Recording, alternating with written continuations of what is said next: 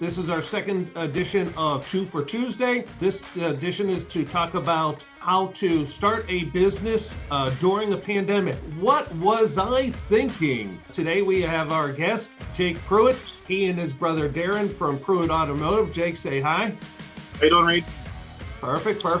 So at the end of 2019, they decided to start a shop in Cincinnati, Ohio. And they started out at the beginning of 2020. They bought the equipment in 2019, started the business basically right at the beginning of 2020. What were your expectations for your first year in business before the pandemic happened? What were you thinking and how the year would work out for you, Jake? We had a number set in mind what we wanted to do, but kind of had to go in blind, not real sure, just come out hoping you still got next year to look forward to. So it was kind of hard to say exactly what the expectations were, but I think we did pretty well, and with everything considered. So we're going to expand a little bit on everything that happened afterwards. But so your expectations when you started the business were, hey, we're going to do okay and plan on rolling forward. Now you had some good leadership because your dad also had a shop, correct? Yeah, absolutely. He's had his own shop since I believe somewhere around 98 or 96, somewhere in between there. But yeah, when we first opened, it was just me and him. We decided, keep everything, cost of everything low and try to do everything ourselves. Luckily, we were able to get one more person added on and then another. So we've got 4 total right now. That was kind of our goal, was to keep, costs at a minimum and keep our head above water, But yeah, definitely having dad and my mom helped out a lot. Perfect.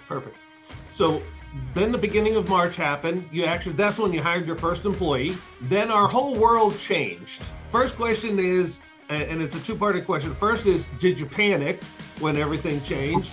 And then what were your new expectations dealing with the pandemic? I wouldn't say we panicked right away. It seemed like a real slow start to the pandemic for us. It was kind of, you hear all these things, you don't know what's going to happen right away, but then surely within a month, all the stuff started happening and the mandates and all this stuff and people are working from home all of a sudden. So it was kind of like a snowball effect that we noticed, because when you first hear it, you're like, yeah, okay. But they weren't kidding, a lot of people started working from home and you could definitely tell. It was kind of like clockwork when the stimulus checks would hit. You could get busy, or busier, I should say. But yeah, definitely that's how we kind of seen it coming.